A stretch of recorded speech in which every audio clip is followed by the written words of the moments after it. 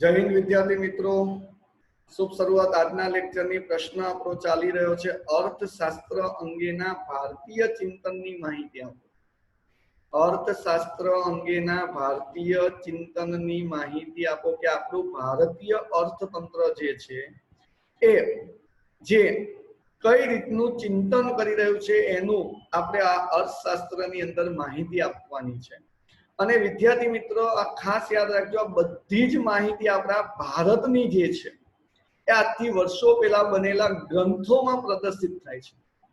તમે કદાચ અમુક ગ્રંથોના નામ વાંચ્યા હશે, ગ્રંથોમાં પછી આપણે એની વાત નહીં કરતા, રામાયણ, મહાભારત, બરાબર, ભગવદ ગીતા, આ ગ્રંથોની વાત નથી કરતા। આપણે આપણા ઇકોનોમિક્સને લગતા જે ગ્રંથો છે એની ડિસ્કસ કરીએ કે અર્થશાસ્ત્ર અંગેના ભારતીય ચિંતનની માહિતી ભારતીય ગ્રંથોમાં પ્રદર્શિત થતી જોવા મળે છે। અને આ જે પણ ગ્રંથો છે એની અંદર બે ટોપિક ઉપર વધારે ડિસ્કસ થઈ છે, એ છે ધર્મ અને નીતિશાસ્ત્ર। કે આપણા વર્ષોથી જે આપણા ભારતની અંદર જે રજૂઆત થઈ, જે પ્રવૃત્તિ થઈ છે, એ બધી જ પ્રવૃત્તિઓ વિદ્યાર્થી મિત્રો ખાસ ધ્યાન આપજો, ધર્મ અને નીતિ ઉપર હોય છે। અને એટલે ધર્મ અને નીતિ આ બંને સાથે ઘનિષ્ઠ સંબંધ છે, એકબીજા સાથે મજબૂત સંબંધ છે। અને એ સંબંધની બધી જ રજૂઆત ક્યાં થયેલી છે? તો બધી જ રજૂઆત વિદ્યાર્થી મિત્રો થયેલી છે એ છે આપણા રૂડા અને રૂપાળા અર્થશાસ્ત્રના ગ્રંથો। અને આપણા ભારતીય સંસ્કૃતિ જે છે એનો ઇતિહાસ આશરે 5000 વર્ષ કરતા પણ જૂનો છે। કે આપણા ભારતીય સંસ્કૃતિનો ઇતિહાસ કેટલો જૂનો છે? તો 5000 વર્ષ કરતા પણ વધુ જૂનો। એટલે ગ્રંથોમાં બધી માહિતી આજે 5000 વર્ષ પહેલાની જે છે એની જ આ ગ્રંથોની અંદર માહિતી રજૂ થઈ છે। અને આપણને ખબર, માનવ જીવન જે છે, માનવ જીવનની અંદર અલગ અલગ પાસાઓ હોય છે। જેમ કે વિદ્યાર્થી મિત્ર, તમે જન્મ્યા પછી તમારું પહેલું આવે બાળપણ, ધીમે ધીમે આગળ મોટા થાવ એટલે અભ્યાસક્રમ આવે, એટલે તમારા માનવ જીવનમાં ખાસ મહત્વનું જે છે એ છે પાછું અભ્યાસ। કેમ વિદ્યાર્થી મિત્ર? કારણ કે તમે જેટલો અભ્યાસ કરશો એટલા તમારો માઇન્ડનો વિકાસ થશે। ઘણી વખત વિદ્યાર્થી મિત્ર ખાસ એક આમાં ઘણા વિદ્યાર્થી મિત્રોના આવી રજૂઆત હોય, સાહેબ આ ભણવાનું કાઢ્યું જ કોણ? ભણવાનું ન હોત તો કેવું સારું હોત? તો વિદ્યાર્થી મિત્ર, જો કદાચ આ એજ્યુકેશન ભણવાનું જ ન હોત ને, તો તમને જે લખતા કદાચ આવડે છે, વાંચતા આવડે છે, એ લખતા ને વાંચતા આવડતું જ ન હોત। આ પહેલું, જો ભણવાનું ન હોત તો। વિદ્યાર્થી મિત્ર, તમારા જે મગજનો વિકાસ થયો છે એ વિકાસનું કારણ જ છે આ એજ્યુકેશન। સિમ્પલ, તમે તમારા મમ્મી પપ્પા સિવાય બીજાને ઓળખો છો કે આ આપણા માસીનો છોકરો છે, આ મામાનો છોકરો છે, કે જે XY જે પણ વ્યક્તિને ઓળખો છો, એ સંબંધની તમને ખબર ક્યારે પડી? તો આ એજ્યુકેશન। બાકી એજ્યુકેશન ન હોત તો તમે કોઈને ઓળખતા પણ ન હોત। એજ્યુકેશન ન હોત તો વિદ્યાર્થી મિત્ર તમારા નામ કે મારા નામ જ ન પડ્યા। કારણ કે નામનું આપણામાં વિચાર ક્યારે આવે કે આ વ્યક્તિ જન્મ્યો તો હવે એનું નામ પાડવું પડશે। આપણામાં વિચાર આ એજ્યુકેશનને લીધે જ આવે છે। કારણ કે વિદ્યાર્થી મિત્રો આજથી વર્ષો પહેલા તમે જો એજ્યુકેશન નહોતું તો ત્યારના નામ પણ એવા જ હતા। હા, ત્યારના નામ પણ એવા જ હતા। જેમ કે ત્યારે કોઈ બાળક જન્મ્યું અને બાળક છોકરો હોય, બાળક શાંત હોય તો એનું નામ પાડે ડાયો, એટલે ડાયાભાઈ નામ પડી ગયું। બહુ તોફાની હોય, બરાબર, તો એનું નામ પાડે ગાંડો, ગાંડાભાઈ નામ પડી ગયું। આ વર્ષો પહેલા આ રીતે જ નામ પડતા હતા। અને અત્યારે તો તમે જો રાશિ જોવે ને એમાં પાછા ઘણા લોકો તો ફેસબુક ઉપર લખીને મોકલે કે આ રાશિમાં આ શબ્દ ઉપરથી તમારા મતે નામ જણાવો, જાણે એને નામ પાડવાનું હોય। નામ એના મમ્મી પપ્પા જ પાડે। અત્યારે પહેલા સમય એ હતો નામ ફઈ પાડતા, હવે તો નામે મમ્મી પપ્પા પાડે છે। અને મમ્મી પપ્પાએ મેં શું કીધું, FB ઉપર પાછા લખે કે આનું નામ પાડવું છે, આ રાશિ છે ને આ શબ્દ છે, તમારા મતે નામ જણાવવા વિનંતી। એટલે ધ્યાન આપજો વિદ્યાર્થી મિત્રો ખાસ કે માનવ જીવનમાં બે મહત્વના પાસા છે, એક છે અભ્યાસ અને બીજું છે માર્ગદર્શન। માર્ગદર્શન એટલે તમે જે નોલેજ લીધું છે એ નોલેજ હવે તમે બીજાને આપો, માર્ગદર્શન આપો। ચલો આગળ વિદ્યાર્થી મિત્ર કીધું છે માનવ જીવને પોતાના માનવ જીવનની અંદર 4 જાતના પુરુષાર્થ કરવાના હોય છે. તમારે અને મારે બંને આપણી લાઈફની અંદર 4 જાતના પુરુષાર્થ કરવાના હોય. 4 પુરુષાર્થ કયા કયા? તો એમાં પહેલું કીધું છે ધર્મ, કે આપણે ધર્મ ઉપર જીવન જીવવાનું છે, ધર્મ ઉપર ડિસ્કસ કરવાની, ધર્મ ને ધ્યાનમાં રાખીને આપણું જીવન પસાર કરવાનું છે. અને એટલે અત્યારે દરેક વિદ્યાર્થી મિત્રો તમે જો પોતાને ઘરમાં કોઈક ધર્મ ઉપર માનતા હશો. પછી બીજું આવે છે અર્થ, જે આપણા આખા ટોપિકનો મેઇન શબ્દ છે અર્થ. અર્થ એટલે કંઈક મેળવવું, અર્થ એટલે કંઈક મેળવવું. આ આપણે અભ્યાસ આની અંદર આખા આ ટોપિકની અંદર ભણવાનું છે, બરાબર. પછી આવે છે કામ, કારણ કે કંઈક મેળવવા માટે આપણે કામ કરીએ છીએ. જેમ કે તમે જો મારે કંઈક મેળવવા માટે હું તમને ભણાવું છું. અને છેલ્લે આવે છે આપણું જીવન પતી જાય પછી મોક્ષ, કે મૃત્યુ પછી આપણને મોક્ષ મળવો છે. વિદ્યાર્થી મિત્રો, માનવ જીવને પોતાના એટલે કે માણસે પોતાના માનવ જીવનમાં 4 પુરુષાર્થ કરવાના છે. કેટલા પુરુષાર્થ કરવાના? 4. 4 પુરુષાર્થમાં પહેલું કીધું છે ધર્મ, બીજું કીધું છે અર્થ, ત્રીજું કીધું છે કામ, અને ચોથું કીધું છે મોક્ષ. યાદ રાખજો ખાસ. હવે હજી વાત કરીએ એની અંદર, તો આ માનવ જીવનના જે 4 મુખ્ય ઉદ્દેશ છે એમાંથી આપણે અર્થની જ વાત કરવાની છે. અર્થ એટલે શું? તો મેં કીધું એમ અર્થ એટલે કંઈક મેળવવું. અને આ કંઈક મેળવવા માટે જે પ્રવૃત્તિ કરવામાં આવે છે, બધી જ પ્રવૃત્તિનો અર્થશાસ્ત્રની અંદર લેવા દેવા છે. આપણે જે પ્રવૃત્તિ કરીએ છીએ કંઈક મેળવવા માટે, એ બધી જ પ્રવૃત્તિનો અર્થશાસ્ત્રમાં શું થાય છે? સમાવેશ. કારણ કે આપણે ક્યાંક આગળ ભણીને આવ્યા આર્થિક પ્રવૃત્તિ અને બિન આર્થિક પ્રવૃત્તિ. માનવી જે પણ પ્રવૃત્તિ કરે છે એમાં 2 જાતની પ્રવૃત્તિ કરે, એક વળતર મેળવવા માટે ને એક વળતર નહીં મેળવવા. એમાં આપણે ઉદાહરણ કીધું હતું, ડોક્ટર હોસ્પિટલમાં પોતાના દર્દીની સારવાર કરે તો એમાં એને પૈસા મળશે, તો એ પ્રવૃત્તિ એની આર્થિક પ્રવૃત્તિ છે. એ જ ડોક્ટર પોતાના બાળકની સારવાર કરે તો એને એમાં પૈસા મળતા નથી. પૈસા નથી મળતા, એથી એને કહેવાય બિન આર્થિક પ્રવૃત્તિ. અને આ કંઈક મેળવવાની અપેક્ષા જે આપણે પ્રવૃત્તિ કરીએ છીએ, માનવી જે પ્રવૃત્તિ કરે છે એ અર્થપૂર્ણ પ્રવૃત્તિ હોય છે. અર્થપૂર્ણ પ્રવૃત્તિ એટલે કંઈક મેળવવા માટેની જ પ્રવૃત્તિ હોય. વિદ્યાર્થી મિત્રો, માનવી જે પણ પોતાના જીવનમાં જે પણ પ્રવૃત્તિ કરે છે એ પ્રવૃત્તિ કંઈક મેળવવાના હેતુસરની જ હોય છે, તેથી એને અર્થપૂર્ણ પ્રવૃત્તિ કીધેલી છે. આગળ કીધું છે આશરે 2500 વર્ષ પહેલા એક સારા એવા વ્યક્તિ થઈ ગયા જેનું નામ રાખવામાં આવ્યું હતું કૌટિલ્ય. કૌટિલ્યને બીજા શબ્દમાં કહેવામાં આવે છે ચાણક્ય. યાદ રાખજો વિદ્યાર્થી મિત્રો, 2500 વર્ષ પહેલાની વાત ચાલે છે. કૌટિલ્યનું બીજું નામ છે ચાણક્ય. અને આ ચાણક્યએ પોતાનું અર્થશાસ્ત્ર નામનું પુસ્તક લખ્યું. એટલે એના પોતાના પુસ્તકનું નામ છે કૌટિલ્યનું અર્થશાસ્ત્ર. એક માર્ક્સનો પ્રશ્ન પૂછાય અલગ રીતે કે કૌટિલ્યએ જે પુસ્તક લખ્યું છે પુસ્તકનું નામ શું છે? તો કૌટિલ્યનું અર્થશાસ્ત્ર. આ સિવાય એક પ્રશ્ન પૂછાય કૌટિલ્યનું બીજું નામ શું છે? તો ચાણક્ય. અને આ કૌટિલ્યએ પોતે જે પુસ્તક લખ્યું છે પુસ્તકની અંદર માનવીની આર્થિક પ્રવૃત્તિની જ રજૂઆત કરેલી છે. માનવી જે પ્રવૃત્તિ કરે છે એ પ્રવૃત્તિની જેને પોતાના અર્થશાસ્ત્રમાં શું કરી છે? રજૂઆત. હવે આ 1 માર્ક્સની મોસ્ટ આઈએમપી વ્યાખ્યા. પ્રશ્ન આ રીતે ચોખવટ કરીને તમને પૂછશે કે કૌટિલ્યના મતે અર્થશાસ્ત્ર એટલે શું? વિદ્યાર્થી મિત્રો, આ વ્યાખ્યા મોઢે કરીને એક વખત સારા અક્ષરે લખી નાખવી. અને કેમ? કારણ કે આ 1 માર્ક્સમાં વ્યાખ્યા આઈએમપી છે. હવે ધ્યાન આપજો, આપણે એને આર્થિક પ્રવૃત્તિ ઉપર એને પોતાની ડિસ્કસ કરેલી છે. એટલે કૌટિલ્યના મતે મનુષ્યની જે વૃત્તિ છે એ અર્થ છે. કારણ કે અર્થ ઉપર જ આપણો આખો ટોપિક ચાલે. અર્થ એટલે કંઈક મેળવવું. ફરીથી યાદ રાખજો કે કૌટિલ્યના મતે મનુષ્યની વૃત્તિ અર્થ છે. મનુષ્યના વસવાટ વાળી ભૂમિ અર્થ છે. કારણ કે તમે કે હું કંઈક મેળવવા માટે આપણે મકાન લેતા હોઈએ છીએ, એમ અહીંયા ભૂમિની વાત કરી, જમીનની વાત કરી રહી છે. અને આવી જે પૃથ્વી છે એ પૃથ્વીના લાભ પાલનની જગ્યાએ તમે લાલન પાલન લખો તો પણ ચાલે છે. લાભ પાલનના ઉપાયો દર્શાવતું શાસ્ત્ર એટલે અર્થશાસ્ત્ર.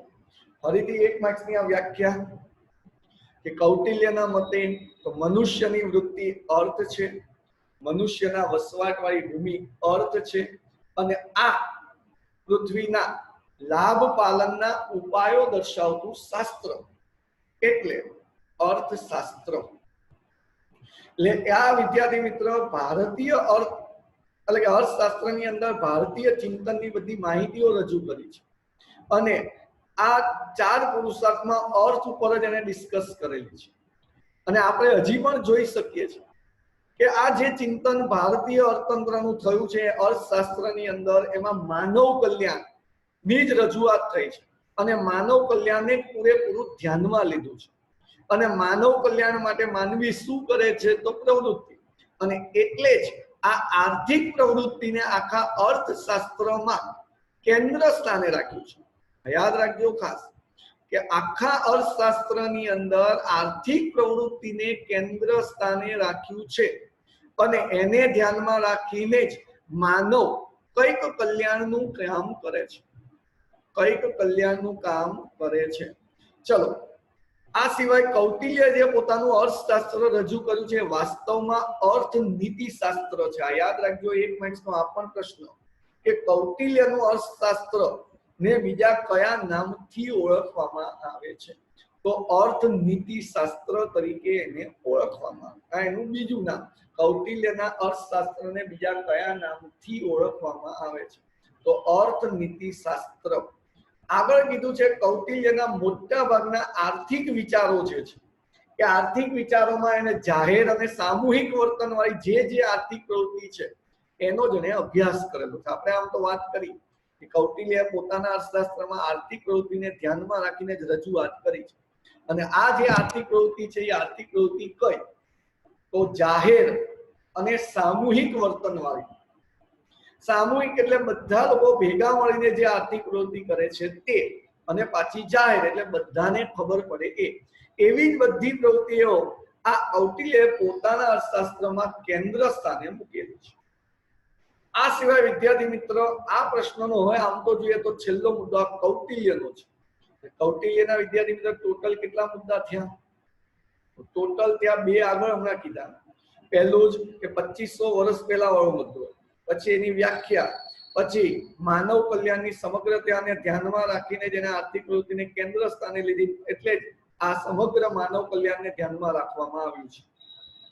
એનું ઉપનામ એને કેન્દ્ર સ્થાને કઈ આર્થિક પ્રવૃત્તિને ધ્યાનમાં લીધી, અને આ ઉપરાંત એને પોતાના અર્થશાસ્ત્રમાં આ બધી આર્થિક બાબતોને પણ ધ્યાનમાં લીધી, કારણ કે આર્થિક પ્રવૃત્તિ ઉપર જ તો ડિસ્કસ કરી છે. એમાં કૌટિલ્યમાં આ શબ્દ યાદ રાખજો, રાજાશાહી, રાજ્ય વ્યવસ્થા, કૃષિ પ્રધાન અર્થવ્યવસ્થા ને ધ્યાનમાં રાખીને એને આ કૌટિલ્યએ પોતાના અર્થશાસ્ત્રમાં આ આર્થિક બાબતોની રજૂઆત કરેલી છે. ફરીથી ધ્યાન આપજો વિદ્યાર્થી મિત્ર, રાજાશાહી, રાજ્ય વ્યવસ્થા અને કૃષિ પ્રધાન અર્થવ્યવસ્થાને ધ્યાનમાં રાખીને આર્થિક બાબતોનું માર્ગદર્શન કર્યું હતું. અને વિદ્યાર્થી મિત્રો આમ તો મેં શરૂઆતના તમે લેક્ચરો મારા વિડીયો જોયા હોય તો એમાં મેં કીધું હતું ટોટલ આપણે 11 કોમર્સની અંદર ઇકોનોમિક્સમાં કેટલા ચેપ્ટર આવે છે તો 11. એમાં પહેલું ચેપ્ટર અને 11મું ચેપ્ટર, આ 2 ચેપ્ટર જે છે એ સમજવામાં થોડા અટપટા અને અઘરા છે. જેમાં પહેલા ચેપ્ટરમાં તમે ભણો છો એમ 11મું ચેપ્ટર ભણશો. એમાં 11મા ચેપ્ટરની અંદર પહેલા તો ચેપ્ટરનું નામ ત્યાં છે આર્થિક વિચારો, અને આર્થિક વિચારો ત્યાં 3 ના ભણવાના છે. 3માં આપણે કોના ભણવાના તો એક પંડિત દીનદયાળ ઉપાધ્યાય, બીજા આવશે આ કૌટિલ્ય, અને ત્રીજા આવશે મહાત્મા ગાંધીજી. એમાં કૌટિલ્યના જે વિચારો ભણવાના છે એમાં આ શબ્દ પાછા આવશે, રાજાશાહી, રાજ્ય વ્યવસ્થા, કૃષિ પ્રધાન અર્થવ્યવસ્થા. આ બધા શબ્દ અહીંયા શબ્દ જ આવ્યા છે, ત્યાં આના ઉપર ડિસ્કસ કરેલી છે.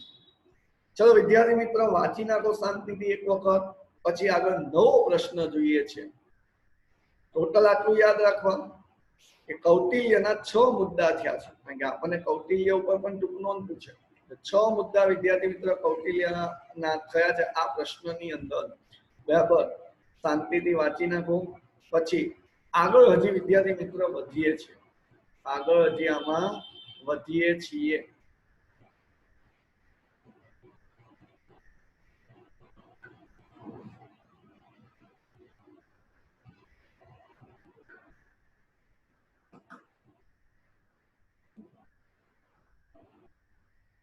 ચલો વિદ્યાર્થી મિત્રો, વચાઈ ગયું હોય તો આગળ નવો પ્રશ્ન છે. નવો પ્રશ્ન 1 માર્ક્સ કે 2 માર્ક્સમાં પૂછાય છે કે આંકડાકીય માહિતી ની આકૃતિ કે આલેખમાં કેટલી રીતે રજૂઆત કરી શકાય છે અને કઈ કઈ. આંકડાકીય માહિતીની આકૃતિ કે આલેખમાં કેટલી રીતે રજૂઆત કરી શકાય અને કઈ કઈ.